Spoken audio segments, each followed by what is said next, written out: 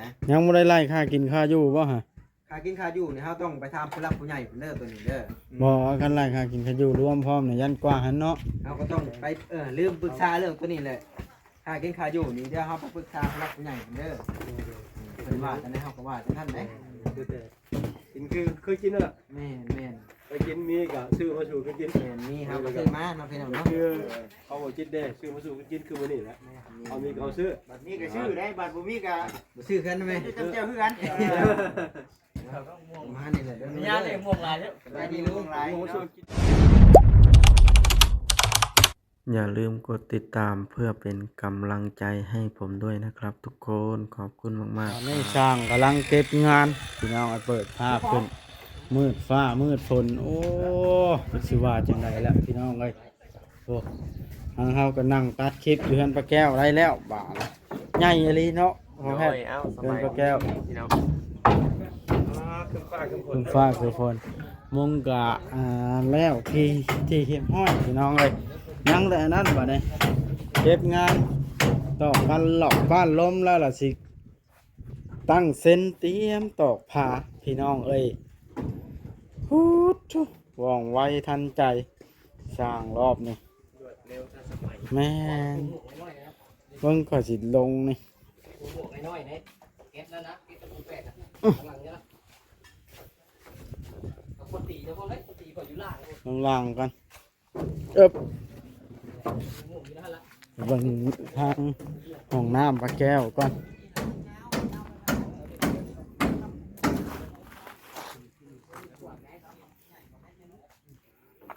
ว้าตอลูกมาอีกบาทนี่เบิ่งตั้งเสาเป็นที่เรียบห้อยเนาะนี่โดยสบายดีไวแท้นี่สบายดีน้องจ้อยทำไมพวกคุณเร็วขนาดนี้เอาแล้วแป๊บเดียวพวกคุณเร็วมากเร็วเหรอฮะเร็วอ่ะเร็วที่สุดเลยเพอแป๊บเดียวพวกคุณไกลจะตื่นสาได้จะตื่นสาละเร็วได้สาละเร็วคุยเพอแป๊บเดียวพวกคุณทำเร็วมากไว้เนาะแม่นภาษาบ้านทำเป็นไว้ไม่ยังบ่ป้าหมวกเลยบ่เพิ่นนี่ฮะจะข้ามหมู่ย่องประเทศเนี่ยบ่ป้าเลยเพลงนะเว้ยจะได้น้ำมันได้หมดครับมีมาดมีตะกี้เจียมีตะกี้เจียมีมาดตายมีตะกี้เจียยังน่ะเป็นเติบนะแองเติบว่าใดรวมทั้งเบิดค่าสร้างรวมทั้งเบิดนี่บ่ตกอยู่เท่าไหร่ค่าสร้างต่างหากค่าสร้างนี่เท่าไหร่ก็ค่าสร้างนี่12,000เป็นว่า8ล้านหลายมื้อกี่8ล้านถ้าเป็นบ่อยู่ว่าเงินบาทนะบ่จุดสบายใจบาทคือว่าแพงแท้ว่าสิรวมค่าสร้างอุปกรณ์ทั้งเบิดไหลกับข้าวตกอยู่ประมาณ30ปลายล้านจ่ายเลยบ่ว่าพอหรือบ่พอเด้เอาข้าวประมาณไว้เนาะถ้าที่เฮาไหลเห็นน่ะพอถ้ามันเป๊ะตามที่เฮาไหลเนาะลุงเป๊ะตามที่เฮาไหลนะยังบ่ได้ไล่ค่ากินค่าอยู่บ่ฮะค่ากินค่าอยู่นี่เฮาต้องไปถามผู้หลักผู้ใหญ่เพิ่นเด้อตัวนี้เด้อบ่กันไล่ค่ากินค่าอยู่รวมพร้อมเนี่ยยันกว่าหันเนาะเฮาก็ต้องไปลืมปรึกษาเรื่องตัวนี้แหละค่ากินค่าอยู่นี่เดี๋ยวเฮาไปปรึกษาผู้หลักผู้ใหญ่เพิ่นเด้อเพิ่นว่าจังได๋เฮาก็ว่าจังนั้นเด้กินคือเคยกินน่ะแม่นไปกินมีก็ซื้อมาสู่กันกินแม่นมีเฮาก็ซื้อมาเนาะพี่น้องเนาะคือเขาบอกกินได้ซื้อมาสู่กันกินคือมื้อนี้แหละเอามีก็เอาซื้อบัดนี้ก็ชื่อได้บัดบ่มีก็บ่ซื้อกันแม่จำเจ้าคือกันมานี่แหละมีญาติเลยม่วงหลายเด้อได้ดีลุงหลายชวนกินทางนั้นล้างถ้วยอีกแล้ววานนี้ก็ล้างถ้วยเนาะ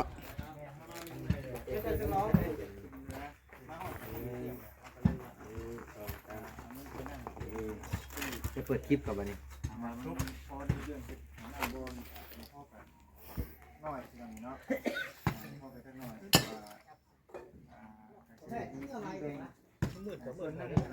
สิความ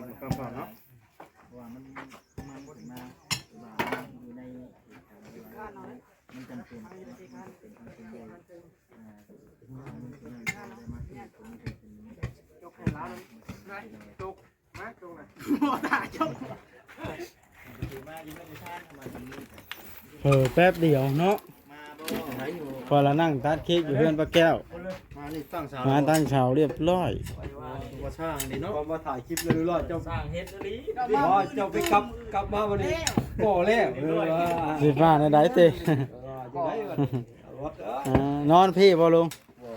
โอ้ ทำ คำ ผมเป็นเจ้าแล้ว โอ้คำละเมื่อ จะขี่ได้มา บ่ขี่รถจักรหั่นน่ะ บ่ ขี่มาติดไปน้ำแล้ว โอ้สูน้ำมันบ่ไหวมือเอามามือบ่ถ้ามือมีแนวแก่ก็เอามามือบ่มีเฮาขี่รถจักรมาคือกัน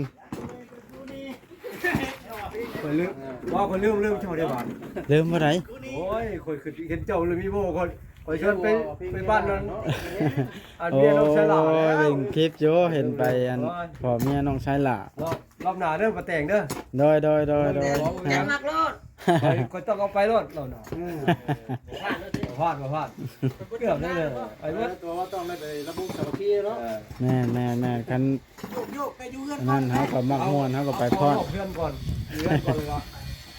เอาต่อ เอาจักเมาอันเป็นร้อยจักขวดหนึงก่อนเนาะเอาบ้านใดก็เมียนะมันประนามบ่ กระหล่ำใต้ มันกะล่างพุ่น กระหล่ำใต้ไกลบ่ บ่ไกลปานใด นี่คนถือใจคนจะว่าบ่ไกลโอเคอยู่ โอ้ยก็บ่ขายคันไก่ต้องไปบ่ฮอดเนาะ บ่จิตเล่นรถ2ชั่วโมง เอาบ่เฮ็ดให้จังไปพ้อกันเนาะบ่แล้วก็ได้ เป็นว่า ลิ้นทางโทร ที่ ศัพ แร ท์ ก บ่ บ่เป็นเห็นเป็นทำงานอยู่เวียงจันทร์อยู่ในเพชรในลายเป็นทักซึ่งเพื่อนเพชรกันเลย อืม ลงโทรศัพท์เพิ่นคิดว่าน้องฉลาดว่าโอ้ยว่านั้นเว้านำผมอันผู้สาวอยู่เวียงจันทร์คนนี้งามๆเด้เอาอยู่มาพบเพิ่นว่าผมไปมาว่าอันนั้นเพิ่นก็ว่าสิได้สาวเวียงจันทน์เด้แท้จริงคนกะล่าง ว่าได้ทั้งนี้ กันแล้ว เวียงจันทน์ในเขตเองไม่ใช่ว่า อืม เอาว่าก็ว่าเวียงจันทน์เนาะเพิ่นอยู่เวียงจันทน์นะ อ่า ก็แต่เวียงจันทน์ไปจ้อย แม่น สุดท้ายก็เป็นคนทางเคยสอนเขตเราเอง คนสุดท้ายหั่นได้ ถามว่าจิตไปถามว่าจิตว่าได้ว่า เป็นไก่บ่ไปบ้านนี่ อ๋อโอ้ยครูเฮาเคย ไก่กว่านั่นบ่ ครูเฮาเคยไปนะบ่ปานใดเฮาเคยไปอยู่เด้เที่ยวงานเที่ยวนั้นมันธรรมดาแต่ว่าเล่นเฮาเล่นยากย้อนว่ารถมันคนหลายนะเฮาบ่กล้าเล่น ระมัดระวังเนาะ มันก็ได้กุมมือลืมบ่บอสเดียวมันคือบ่บอส ยังบัดแตง บัดแต่ง บ่ โอ้ย เป็นหยัง บ่ตีเด้ ว่า แต่ กั ข น นาดเนี้ยที่พี่น้องเฮายังไปบ่ได้พบเด้ แม่ เพราะว่า ๆ มันไปแบบนี้เด้ เนาะ แน่นอนนะบัดแตง ลุยน้องจ้อย วัดไปแล้วจะไปเป็นอันยัง เข้าเลย ไปเป็นผู้พรบ่ บ่แล้วเป็นโคชกไปเป็นท่านผู้มีเกียรติแล้ว ไปเป็นจุกคนแล้วให้ได้เอาเขียวชมาแล้วน้องชายแต่งงานเนาะ จะพูดได้เนาะ คิดว่าใช่น้องจ้อยอยู่ อยู่เป็นหมู่บ่ เนาะว่าสิทิ้งไว้อยู่ ป้าไว้ผู้เดียวบ่บ้านนี่ ปลาผู้เดียว บ่ ประมาณวันคานได้ไปหลับเอาพอดีได้นี่ อืม วันคานเลยสิไปหลับเอา ให้น้องเดือดทองเราจัดไปหลับ ส เอา อบหนึงนี่พ่ออยู่บ่ในกอหอมนี่ บ่พอดอก พ่อบ่เดี๋ยวสิเอาไปเอาเพียงเอาไปเนาะว่าสิถ่ายให้เขาเจ้ามาส่งมื้ออื่นเนี่ยเดี๋ยวเฮาเฮ็ดตัวนี้ก่อนเดี๋ยวมื้ออื่นเขาเจ้าเอามาพร้อมกันเลย ทรายเนาะ แม่ๆเฮาเอามาซ้ำต่อได้ก่อนคือได้ย่านฝนตกบ่แรงนี่อ้ายไปแห้งอีกแล้วเนาะเดี๋ยวสิเอามาก่อนช้ำใดช้ำหนึงก่อนคือได้ก็ ไวเนาะว้าวหัวน้องแต่เพิ่นล้างถ้วยมาได้น้องจ้อยเพิ่งมาได้สิมีข่าวดีคือเมืองหมู่น่ะฮะ เอา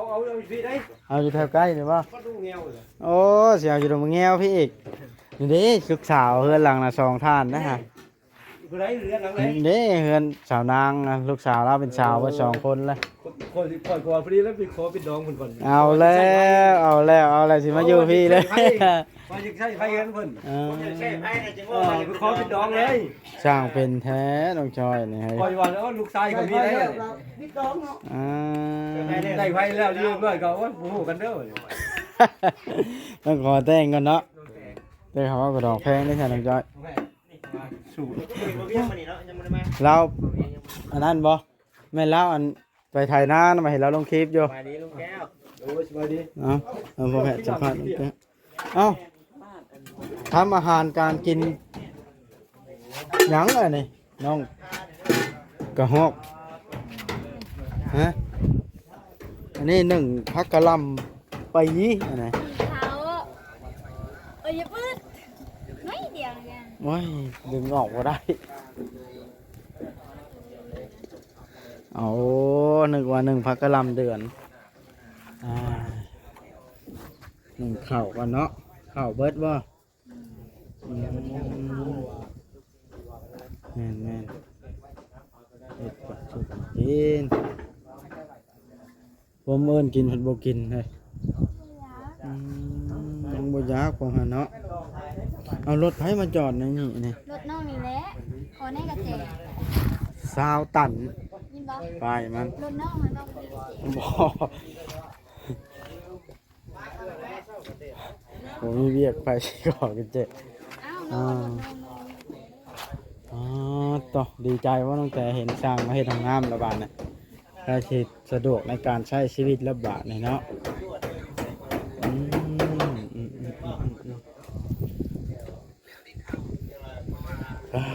ต่อถามบอกเห็นบ่เนาะสวัสดีทางบอกเป็นอะไรอันเพิ่นเฮ็ดทางน้ำแล้วสิลุยให้ลุยต่อเลยบ่ หลังจากที่เพชรห้องน้ำนี่ก็คือบ่แอนทามค่าสร้างเลยก็ไปเสนอทางผู้รับผู้ใหญ่เป็นคืนว่าราคาเท่านั้นนะแต่เฮาก็ยังบ่ได้พันธงว่าเพิ่นสิลงมือใดนะ ค่าสร้างเนี่ยเท่าไรก็ ค่าสร้างน่ะ12,000 เพิ่นเอา เพิ่นว่าไว้12,000ว่าหลังจากที่เพิ่นสิลดให้เพิ่นสิลดเท่าใดนะเรา12,000 เอาขามือทั้งเทพื้นเทหยัง ทั้งเทพื้นแล้วทุกอย่าง อ๋อ 12,000รวมทั้งประตูเบิดนะ แล้วทุกอย่างนั่นแหละตกอยู่ราคา12,000 คือว่า นักอยู่ในเนาะ ก็ธรรมดาเฮาผู้บ่เคยทำงานช่างเนาะ แม่นๆ เฮาก็บ่เข้าใจปานใด ก็ถือว่าก็บ่นักและก็บ่แพงเกินไปเนาะพอพังหั่นนะทำนี่ สร้างเพิ่นเคยเฮ็ดแล้วเพิ่นก็จังรู้จักราคาเนาะ พอเพิ่นกินรายงานแล้วหั่นนะ แม่นเฮาผู้บ่ทันกินจังงานนั่นติเด้ มีแต่เว้าเนาะ แม่น แต่ว่าค่าอุปกรณ์ก็โอ้คือว่าเบิดหลายเติบได้บ่บ่ แม่น ประมาณรวมๆทั้งค่าสร้างกับค่าอุปกรณ์ เฮือนครัวก็อันนี้ฮอบตกอยู่8ล้านบ่ แม่นก็ห้องเบิดอยู่8ล้านนะห้องแล้วใส่ไมโซล่าจำ เป็นจำเนาะ จำเลยกับคันห้องกลางพร้อม อ๋อ ทุกอย่างนะว่าไงกับทุกอย่างจนแล้ว เบิ่งค่อยไปสัมภาษณ์น้องแต่อีกก่อนซะเอ้าวาสลีบ่ เฮ้ยพวกพี่เนาะ เออ ยังนี่ เป็นได้ใช้โทรศัพท์ใหม่นะมาให้น้องโอยนะ กำลังมาก ำลังมาบ่ กำลังมา โอ้ เติมน้ำเติมซับหน่อย แป๊บหนึง อีกแป๊บเดียวนี่ท่านแป๊บเดียวแล้วโอ้ย บ่ใช่กำลังมาบ่ใช่กำลังมา ถ้าเบิ่งเนาะ รุ่น น้องโอยแล้วนอนบ่หลับบ่คืนนี่เจ้าอ่ะ แต่ว่าน้องบ่รับหรือว่ารอรุ่นน้ำบ่เซนกำลังมา บ่ว่าไผได้เนาะ ใกล้สิฮอดแล้วกันน้อย ไผกับมันพื้นเด้บ่ตีไผเนาะได้สิ่งที่ตัวเองอยากได้ ที่ว่าเฮาอยากได้นะ แม่น นี่เพิ่นก็ทำกับกันนะ ๆอ้าโตดีใจแล้วบ้านนี้พี่น้องเอ้ยห้องน้ำน้ำแต่ก็ตั้งเสาเก้เด้ขึ้นแล้วรวดเร็วทันใจพระแก้วก็บ่อยู่เฮือนพี่น้องเอ้ยสิสัมภาษณ์ลาวก็ได้ถามบ่าวอุริซะก่อนหากบ่เห็นเพิ่นไปทางไหนเนาะทางบ่าวอุริก็ได้ตะฝนก็มืดคือมาอยู่ทางนั้นพี่น้องเอ้ยฝนสิตกทดสอบหลังคาพระแก้วบ่เนาะนี่พวกพี่น้องพระแก้ว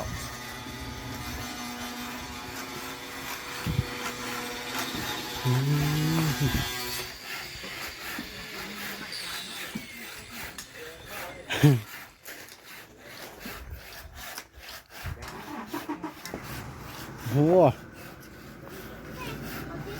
จิตสิเมื่อปลาแล้วบาทโอ้ตัวหนุ่มบอยเป็นอะไรความรู้สึกเด็ดได้ว่ารถจักรนะ โอ้ยได้ สดใจว่ฮะคือของกินของโยจังบ่ได้ย่างไปเนาะอยากพาเมียเมื่อเพื่อนปู่เพื่อนย่าก็ได้ กันได้ยามรู้จักเนาะเที่ยวแลนเมื่อก็ได้ไก่ทำนี่มันบ่ได้ว่าไก่เที่ยวเมื่อเที่ยวมาก็ได้ทิศละเทื่อก็ได้เนาะคันได้รู้จักเมื่อบ้านแม่น่ะ เฮ้ยบ่เราเที่ยวเราจักเราให้ นี่เหรอ มาเอาสิปล่อยอยู่เอาจักเท่าไรพอลูกแพทย์130,000พอเนาะ เจ้าดาวรวม พอกับ140,000 แสนสี่ ขี่มาเสือขี่ให้ปี2 ปีนี่แล้ว พอโซใต้หมาดสิปล่อยแสนสาม พอโซลุก เสือลูกเสือใต้หมาดพี่น้องเลยเปิดรอดนะ นะสู้เดียวก็ได้แหละน้องเลยเดี๋ยวก็ได้ลูกแล้วเนาะเฮ้ย หมดคนแล้ว เอาหยอกเดียวกันมีเองคอยสู้ไปเนาะ อย่างนี้เองแหละพี่น้องเลยเนาะ น้องบอยแล้วพี่เขาให้เราเปลี่ยนทอดอันซีนเป็ด ชิ้นห่านนะ ซีนเป็ด อ๋อชิ้นเป็ด ฮะซีนหมูบ่ตัวซีน ไปทุกที่บอกว่าเนาะ พอแล้วแผลที่จังเนี่ยอยากถ่ายก็ถ่ายง่าย ได้ ใช่ตอนหน้ายุ่งแล้วเนาะ 1 2 3 อ้าวทางนั้นเห็ดมวยไทยใส่กันแล้วกระทึกกระทึกอยู่โอ้ต่อสุดยอดอะไร ปัดทอไว้ขนาด มาพ่อคนอยู่พี่เนาะบ่มือใกล้มาพ่ออยู่พี่น้ำมาบ่มือนะฮะ พอลูกแพทย์ว่า เจ้าอะไร เอาแหล่ บอกตามมาอยู่ พ่อไปคอยกับไปอยู่ ไปบอก แม่น หาแต่งอนอ่ะ บ่เห็นเขาไปหาเลยเนาะ เดี๋ยวน้ำมาหาเลย น้ำเขาที่ พ่อกันบาทนี่เนาะ ว่าสิพาน้องจ้อยมาล้างรถใหม่น้ำบ่ได้มาจะเที่ยวสิดอก เอาแล้วบาทนี่ น้ำมาได้บ่ทานเห็นหลายโย ถามน้องสลาเนาะ แม่น เอาไปอยู่พุ่นได้บ้านกับล่างพุ่นได้อะไรนะ มันกระล่าง แม่นจะหู้มาบ้านกับล่างอยู่ใส่ คนยอมอยู่ตารางบ่ขึ้นเทิงนี่ ฮะก็ขึ้นได้ ไปพูด ดาวยังสิมาดาวมันอยู่เพื่อนเด้เป้เอ้ยน้ำบ่พอละ น้ำบ่พอไปเอาแล้วพุ่น ยกเลย อืมรวดเร็วทันใจ มาบึบบับมากระเที่ยงกว่าแล้วเฮ็ดบึบบับขึ้นเนาะ เล่น ไวกว่าพอลูกแพทย์หลาย ไล่เท่าข่อยบ่ได้เป็นเลย แล้วตาดำอยู่น่ะเฮ็ดยังจะมีก็ได้แล้วใส่ลายแล้วมันเหลวเลย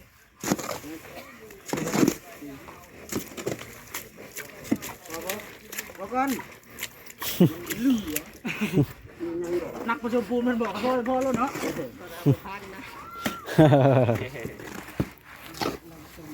ผสมนะ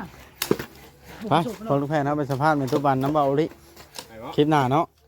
คิดหน้าจะไปรีวิวเลย รีวิวน้องๆเพิ่นเฮ็ดอันนี้กันเนาะ น้องเพิ่นเฮ็ดก่อนบ่ได้รีวิวน้องๆเพิ่นเฮ็ดเต็ม อ๋อแต่เพิ่นแต่งตัวเฮ็ดจะคือคนอันญี่ปุ่นอันนี้หรือคนเกาหลีบ่เฮ็ดคือคนเกาหลีแท้กูมื้อนี่เป็นได้ไดเดี๋ยวนี้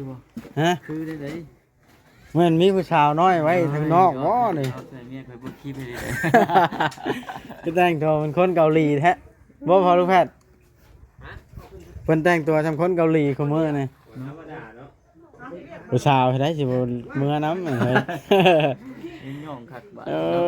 อคือบ่ถือกีตาร์มามันนี่ บ่ได้ถือมาเหมือน ยังคือตรงๆฮะนี่ แวดเลยเด้บ่ว่า เออไปได้ถ่ายแล้วหรือว่าคลิปนะทงแปดแล้วจะคอยนะขาดพร้อมเลยน่ะ